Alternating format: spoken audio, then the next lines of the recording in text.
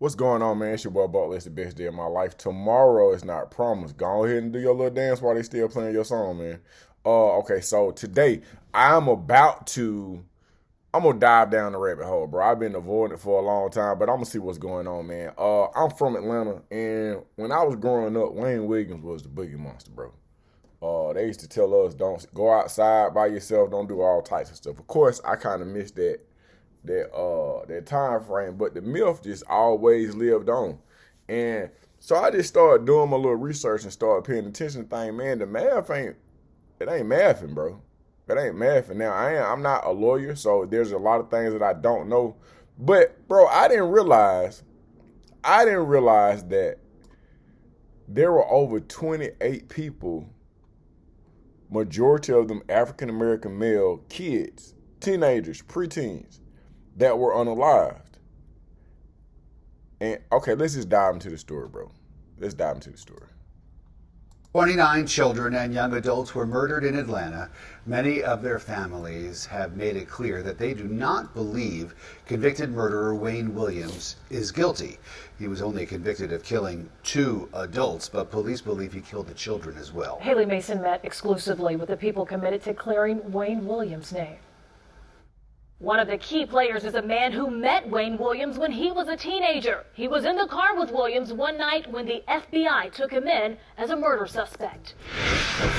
They're saying that he threw a body over this bridge here into this river. The Jackson Parkway Bridge in 1981 is where police and FBI believe they nabbed the Atlanta child murderer. This was the spot of the infamous splash. Right. For Jimmy Howard, it's the night police made one of their biggest mistakes. I stand behind Wayne 120%. Some families believe without a doubt that Wayne Williams did kill their children. The way I personally see it is, this guy literally got away with murder. He literally got away with it. But as for Jimmy, I knew Wayne hadn't harmed not one child. I knew he hadn't harmed anyone.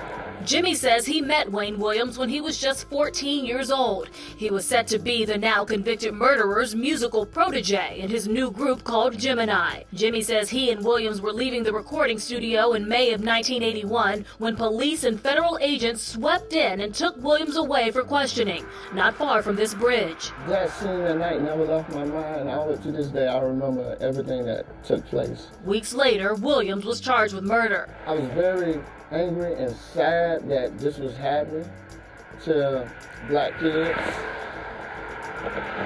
And, I kept saying it could have been me.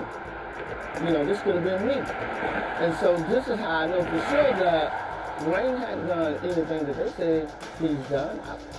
I was waiting. Since then, Howard has dedicated most of his life to clearing Williams' name. This is called The List. He and prison minister Hazel Horn started the Wayne Williams Freedom Project. I made a promise.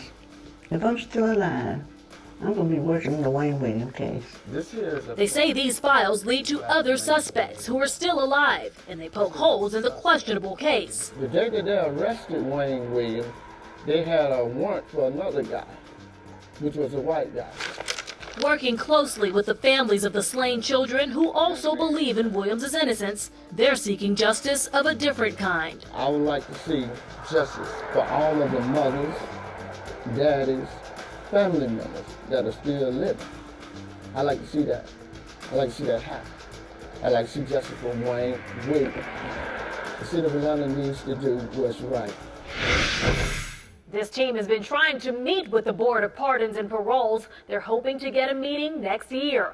Renewed interest in a case which frightened the nation. Tonight, community leaders and others gathered to discuss Atlanta's missing and murdered children. Wayne Williams is suspected of being tied to the murders, but was only convicted of murdering 2 men. NewsEdge reporter Jacqueline Schultz spoke with a number of people tonight who don't believe Williams is solely responsible. Jacqueline.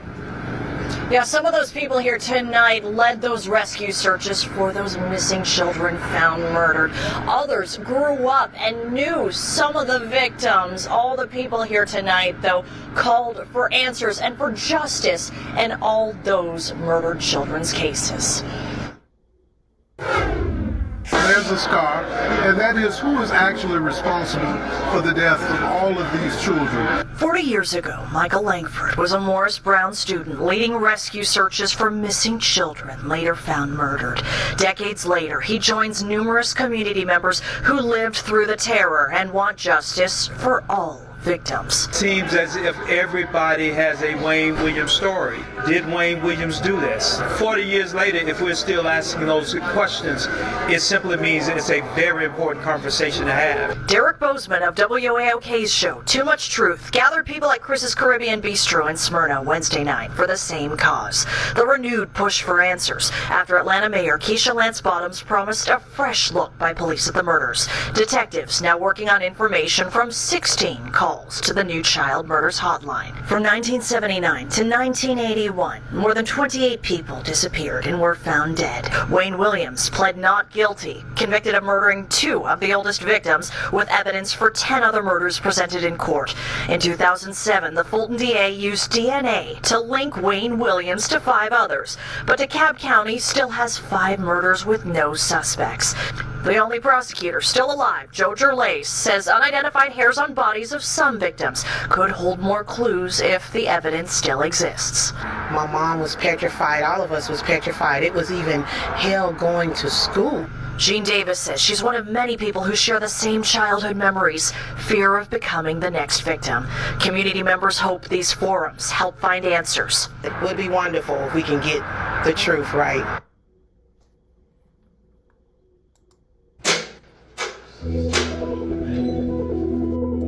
You know what's wild to me is, and I'll let you proceed with the videos, but of all of the 28 unalivings, 26 of them were children.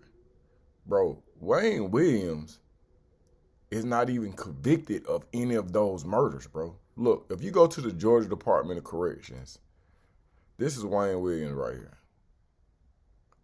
So, born in 1958, male, 5'7", weight 127.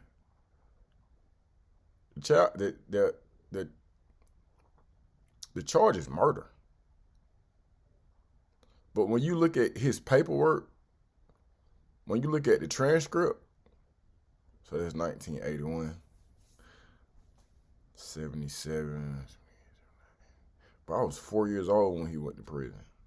Or when he was incarcerated, January, February, March, April 22nd. Wow. 1984, January 31st, active. Bro, when you go and you look at the transcript, well, this is the Atlanta, and we're going to get into this because this is going to be like a part 2 and a part 3, man. But I just want to get law enforcement should be advised that the attached analysis is not a substitute for a thorough and well-planned investigation and should not be considered all-inclusive. Oh, you gotta make that bigger. I can't see nothing.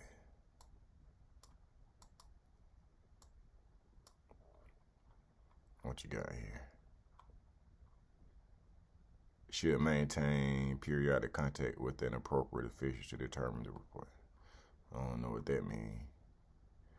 The attached analysis is not a substitute. That's the same thing, bro. Federal Bureau of Investigation. So I'm going to get the correct paperwork. Let's see what we got here. Laboratory signal analysis sections are 3 originals and 2 copies of tapes received from the Atlanta, Georgia Police Department. For the information of the laboratory over a 12-month period, the black children have been reported missing in the Atlanta, Georgia area of that. You know what? Hold on, man. Let me see something real quick.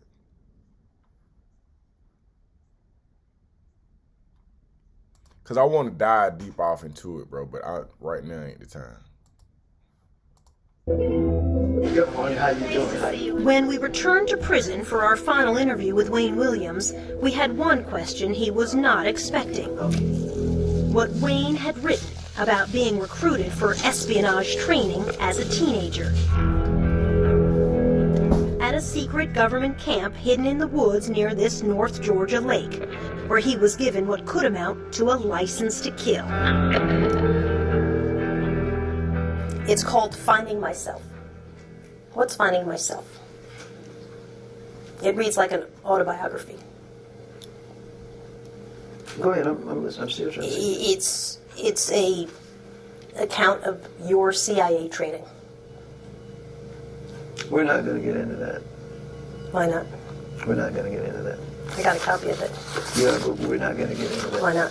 You're just simply not going to get into that. By his account, Wayne Williams was fresh out of high school, just 8